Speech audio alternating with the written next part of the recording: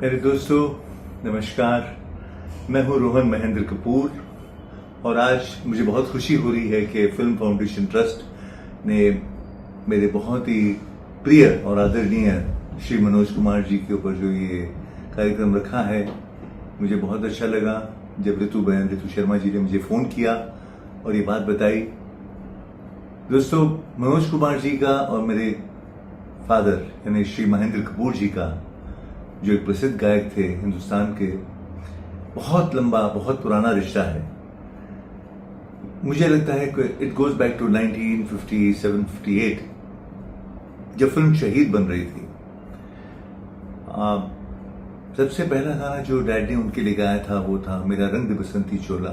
वो तो आप सब जानते हैं कितना प्रिय गाना था। आज तक कई बार बन चुका है इन लफ्जों पर, लेकिन उस गाने का मुकाबला नहीं।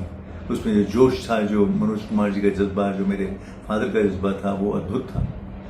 वो मेरा रंग दे बसंती चोला, मेरा रंग दे बसंती चोला, वे रंग दे बसंती चोला, माए रंग दे बसंती चोला।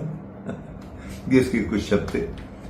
तो उस गाने की जब रिकॉर्डिंग हो रही थी तो मनोज कुमार जी इतने खुश थे, इतने प्रभावित हुए मेरे फादर से, और उन्हें आकर कहा कि पापा जी, आपने रोमांटिक गाने तो कई गाए मेरे लिए जब when he was a hero, लेकिन पेट्रियोटिक गाना आपने जो गाया है, इसका जो जज्बा है, जो फीलिंग्स हैं आपकी आवाज में, वो अद्भुत है। और मैं आपको कसम खाकर कहता हूं कि मैं पहली फिल्म डायरेक्ट करने जा रहा हूं, प्रोड्यूस करने जा रहा हूं, उसमें आप ही मेरी आवाज रहेंगे, आप ही मुझे पोर्ट्रे करेंगे स्क्रीन के ऊपर। तो डैड भी खुश हुए, लेकिन उन्हें लगा यार हीरो है, फिल्मी आदमी है, शायद भूल भुला जाएगा, लेकिन बहरहाल खुश हुए। कुछ महीने बीत गए। कुछ 5-6 महीनों के बाद उन्हें एक फोन आता है कि उनके घर पे कि महेंद्र जी हैं। तो डैड ने जब फोन लिया तो कहा कि पापा जी नमस्कार, प्रणाम, मैं actor, producer, director Manoj Kumar बोल रहा हूँ और मैं आपसे मिलना चाहता हूँ। तो डैड उनसे मिलने गए। उसके बाद वो रिकॉर्डिंग हुई और वो सबसे पहली जो उनकी फिल्म थी वो थी उपकार, जो उन्होंने बनाई थी अपनी प्रोडक्शन में, वीआईपी प्रोडक्शंस में। और उसी में उन्होंने जो गाना रिकॉर्ड किया था पहला, जो मेरी देश की धरती, वो आज हिंदुस्तान का एक सेकेंड नेशनल एंथम अगर हम कहें तो वो भी गलत नहीं होगा, बिकॉज अकॉर्डिंग टू बीबीसी जब उन्होंने एनालिसिस किया तो इंडिया का सबसे पॉपुलर गाना ये था, मेरी देश की धरती सोना उगले उगले गम मोती। मैं बहुत खुश नसीब हूँ कि बचपन से ही मनोज अंकल का मैं उनको देखता आया हूँ, उनके साथ रहा हूँ, उनसे बहुत कुछ सीखा हूँ। और फिर जब मैंने स्कूलिंग ख़त्म की और जब एक वक्फा आता है स्कूल और कॉलेज के बीच में, तो मेरे फादर ने मुझसे पूछा कि रोहन आप क्या करना चाहते हैं। तो मैंने कहा कि मैं असिस्टेंट डायरेक्टर बनना चाहता हूँ, किसी अच्छे डायरेक्टर का। तो मैं डर रहा था बोलते हुए कि मैं मनोज जी का असिस्टेंट बनना चाहता हूँ। तो वो पूछा किसका। तो बहुत से नाम थे जिनको डैड बोल सकते थे, लेकिन मेरे जुबान पर, मेरे दिल में बात थी मनोज कुमार जी की। वो इतने प्रिय आदमी, इतने loving person, fantastic human being. पहला ही दिन था, मेरे फादर मुझे ले गए आर के स्टूडियोज, यानी राज कपूर साहब के स्टूडियोज में उनकी शूटिंग चल रही थी। तो उन्होंने जब उनको मालूम पड़ा तो बहुत खुश हुए। उन्होंने कहा कि कल गंडा लेकर आना रोहन, और महेंद्र जी आप मत आना, रोहन स्वयं आएगा और नारियल और प्रसाद जो पेड़े वगैरह होते हैं सब यूनिट को बांटेंगे हम लोग। तो मैं लेकर गया और जैसी परंपरा होती है उन्होंने गन्ना बांधा, मुझे शागिर्द बनाया और उस दिन से वहां से शूटिंग शुरू की। तो फिर मैंने उनके साथ 4 साल काम किया as assistant director for the film Kranti and painter Babu. ये सफर तो बहुत लंबा रहा, लेकिन उनके साथ मिलना जुलना, एक तो ये था कि डैड, जिसे महेंद्र कपूर जी को उनकी आवाज कहा जाए, वो स्वयं कहते कि Mahendra Kapoor is my voice, Manoj Kumar ji voice. जब डैड का निधन हुआ तो उन्होंने हर जगह यही कहा, और सब जानते हैं कि जितना जोश और जितनी उनको पॉपुलैरिटी उनके पेट्रियोटिक गानों से मिली, शायद ही मतलब किसी और इतिहास में ऐसी कोई मतलब जोड़ी होगी जो मनोज कुमार जी जो मेरे फादर की थी। बहरहाल इतना एज ए ह्यूमन बीइंग मैं कहूँ, जितनी देर मैंने उनके साथ काम किया, कभी कुछ गलती भी हो जाए किसी से शॉट के ऊपर, और मुश्किल से मुश्किल शॉट हो, मनोज जी ने कभी शिकन नहीं की, कभी गुस्सा नहीं किया, हमेशा उसे समझ जाते थे। और उनका गुस्सा भी बड़ा प्यारा था, एक सेकंड वाला गुस्सा था और इमीडिएटली वो ही वाज अ क्रिएटिव जीनियस। उन्होंने कभी फालतू चीज़ों में, फजूल की चीज़ों में अपना दिमाग या अपना दिल कभी खोया नहीं।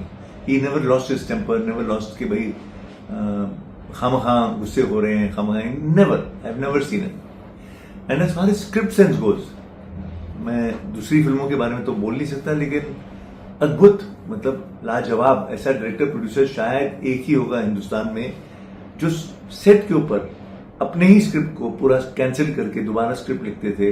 ये फिल्म क्रांति में मैंने देखा है। जब मुश्किल सीन्स आते थे, जहां दिलीप साहब, मनोज कुमार जी और ये सब होते थे, तो ये अपना ही लिखा हुआ स्क्रिप्ट लेकर आते थे। सुबह आते, उनके जो चीफ असिस्टेंट डायरेक्टर थे अशोक जी, उनके ब्रदर इन लॉ थे, उनको अशोक लेकर आ स्क्रिप्ट, तो हम सब असिस्टेंट जो थे उनके इर्द गिर्द आ जाते थे और उन्हें देखना, पढ़ना और कहना नहीं यार ये सीन मुझे पसंद नहीं है, कैंसिल करो, 2 घंटे का ब्रेक दो, मैं लिखता हूँ। 2 घंटे के आधे घंटे में उन्होंने दोबारा स्क्रिप्ट लिखनी सेट के ऊपर, और ऐसी लाजवाब स्क्रिप्ट लिखनी, सब लोग मतलब वाह वाह वाह वाह हो जाती थी सेट के ऊपर। तो ऐसे डायरेक्टर थे, ऐसे प्रोड्यूसर थे, म्यूजिक सेंस उनको अद्भुत थी। उन्होंने रागों के साथ लक्ष्मी जी को, कल्याण जी अंकल को, आनंद जी अंकल को, सबको रागों के साथ बोलते थे कि इस राग पे यार गाने बना दो।